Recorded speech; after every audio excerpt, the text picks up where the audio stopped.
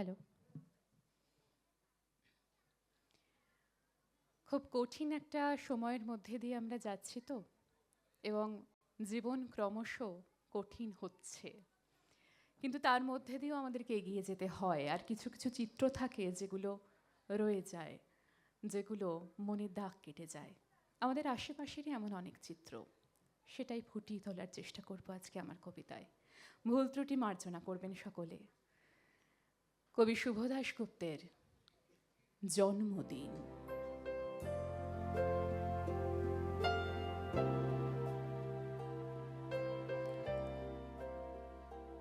আজ পয়লা শ্রাবণ, খোকন আজ তোর জন্মদিন। তুই যখন জন্মেছিলি আমরা তখন যাদবপুরে নতুন গড়ে ওঠা কলোনির টালির ঘরে। তোর স্কুল মাস্টার বাবা সেই হ্যারিকেনের আলো জ্বলা ঘরে আনন্দে আর খুশিতে ঝলমলে হয়ে উঠেছিলেন তুই আসার পর। তোর নাম রেখেছিলেন সুকল্যাণ। মানুষটার মনটা ছিল শিশুর মতো, অভাবে অনটনে বেঁচে থাকার নানান দুর্বিপাকেও ভেঙে পড়তেন না কখনো। সকলের ভালো চাইতেন মন থেকে, বলতেন দেখো একদিন এই দেশের মানুষ ঠিক খুঁজে পাবে মুক্তির পথ। শোষণ থেকে মুক্তি, দারিদ্র থেকে মুক্তি, অশিক্ষা থেকে মুক্তি। আজ পয়লা শ্রাবণ, খোকন আজ তোর জন্মদিন। ছোটবেলায় তোর মনে আছে আমাদের ঘরের ভাঙা মেঝেতে বাক্স থেকে বার করা মেজমাসির হাতে তৈরি আসনটা পেতে দিতাম, সামনে রাখতাম ঠাকুরের আসরের প্রদীপখানা। তুই বাবু হয়ে বসতিস চুপটি করে, আমরা একে একে ধান দুব্য দিয়ে তোকে আশীর্বাদ করতাম। তোর বাবা বলতেন বড় হও, মানুষ হও। তোর বাবার সেই বন্ধু ঘোষ কাকু, উনি বলতেন বেঁচে বড়তে থাকো। তুই জিজ্ঞেস করতিস মা বড়তে মানে কি মা? আমি মুখে বলতাম না কিছুই, শুধু ধান দুব্বই দিতাম আর মনে মনে বলতাম ঠাকুর আমার খোকনকে মস্ত বড় মানুষ করে তোলো, ও যেন সত্যি মানুষ হয়, ওর যেন কখনো কোনো বিপদ না হয় ঠাকুর। অভাবের সংসারে কষ্টের পয়সায় একটু বাড়তি দুধ নিতাম, পায়েস রান্না করে দিতাম তোকে। তুই পায়েস খেতে খুব ভালোবাসতিস। তোর বাবা বাস স্ট্যান্ডের দোকান থেকে নিয়ে আসতেন তোর প্রিয় মিষ্টি ছানার গজা। সামান্য স্কুল মাস্টারিতে কি বার হতো, ছাত্র পড়ে আসতো কিছু, দাউ দাউ অভাবের আগুনে সেই রসদটুকু পুড়তেও সময় লাগতো না। তোর বাবার জামা সেলাই করতাম আর বারবার বলতাম সামনের মাসে একটা জামা বানিয়ে নিও। উনি হেসে উঠে বলতেন বাদ দাও তো, তোমার খোকন বড় হচ্ছে, ভাবছি সামনের মাস থেকে দুধ রাখতে হবে আরো আধ সের, দুধে শক্তি বাড়ে বুদ্ধি বাড়ে। শক্তি আর বুদ্ধি না হলে তোমার খোকন মস্ত বড় মানুষ হয়ে উঠবে কি করে, ভাবছি আরো দুটো টিউশনি নেব।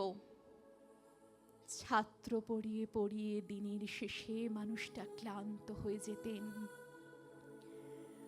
বারান্দার ধার ঘেঁষে রাতের অন্ধকারে যখন জোনাকির ব্যস্ততা আর ঘরে তোর পড়া মুখস্থ করার একটানা সুর আমাদের কলোনির ভাঙাচোরা বাড়িটাকে জীবন্ত করে তুলতো, তখন বলতেন আমায় খাওয়া দাওয়া একটু করো, তোমার শরীরটা তো ভেঙে পড়ছে দিন দিন। শাড়িটাও তো বেশ ছিঁড়েছে, আমি কালই ফেরার পথে একটা শাড়ি নিয়ে আসবো, ধারেই আনবো। আমি বলতাম ধুর, সামনে খোকনের উঁচু ক্লাস, কত বইপত্র কিনতে হবে, কত খরচ। উনি দীর্ঘশ্বাস ফেলে চুপ করে যেতেন। জোনাকিরা অদৃশ্য আলোর আলপনা আঁকত উঠোনের আগাছার ছোপে। আবহ সঙ্গীতের মতো তুই পড়া মুখস্থ করতিস, ইতিহাস ভূগোল গ্রামার। ঈশ্বর আমাদের নিরাশ করেননি, সব পরীক্ষায় কত ভালো ফল হলো তোর। তোর বাবা বললেন আরো পড়ো, উচ্চ শিক্ষায় উচ্চ সম্মানের একমাত্র পথ। তুই আরো পড়লি, তারপর কত বড় অফিসে চাকরি হলো তোর। তোর মনে আছে খোকন, প্রথম মাসের মাইনে পেয়ে তুই আমাদের জন্য কত কি কিনে এনেছিলি? তখন তো আমরা চলে এসেছি শ্যামবাজারে, 2 কামরার সাজানো গোছানো ফ্ল্যাটে। তোর অফিস থেকেই তো দিয়েছিল। সেই বাড়ি, সেই ঘর, সেই ব্যালকনি, কত স্মৃতি, কত ছবি। ওই বাড়িতেই তো আশ্বিনের এক ঝোড়ো বিকেলে তোর বাবা যে দিনটাতে চলে গেলেন, তুই বাবার বুকের ওপর আছড়ে পড়ে কাঁদছিলি হাপুস নয়নে, আর আমি সদ্য স্বামী হারা তোর সেই অসহায় মুখ দেখে আরো ভেঙে পড়েছিলাম। তোকে বুকে টেনে নিয়ে বলেছিলাম, কাঁদিস না খোকন, আমি তো আছি। আজ 1 শ্রাবণ, কলকাতা থেকে দূরে মফস্বলের এই বৃদ্ধাশ্রমে আমি একেবারে একা খোকন। তোকে বড় দেখতে ইচ্ছে করছে রে, তোকে, বৌমাকে আর ছোট্ট বিল্টুকে। তোরা এখন সল্টলেকের মার্বেল বসানো ঝকঝকে বাড়িতে। আজ তোর জন্মদিনে নিশ্চয়ই খুব বড় পার্টি হচ্ছে, তাই না রে খোকন? লোকজন, হইচই, খাওয়া দাওয়া, খুব ভালো, খুব ভালো। আমার খুব মনে পড়ছে খোকন, ছোটবেলায় আমাদের যাদবপুরের ভাঙা বাড়িতে রাত্রে তুই আমার পাশে শুয়ে ভয় পেয়ে হঠাৎ মাঝে মধ্যে আমাকে জড়িয়ে ধরতিস। আমি বলতাম, ভয় কি রে, আমি তো আছি। মা তো আছে খোকনের, যার মা থাকে তাকে কি ভূতে ধরে? তুই নিশ্চিন্ত হয়ে ঘুমিয়ে পড়তিস আমার বুক জুড়ে। তোর আধুনিক সংসারে এই বুড়িটার একটু ঠাঁই হলো না রে? প্রতিমাও তো মা, ওরও তো আছে আমার খোকনের মতো কোল আলো করা এক চাঁদের টুকরো। কিন্তু সময়ের কি আশ্চর্য পরিবর্তন।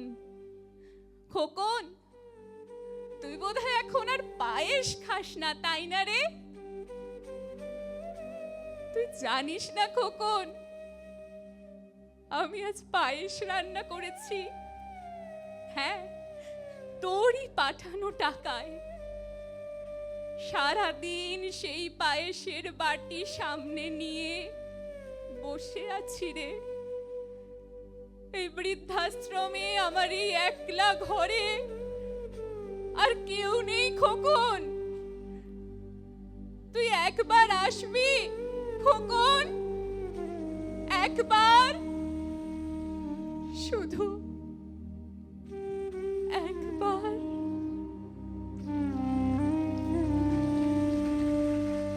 ধন্যবাদ।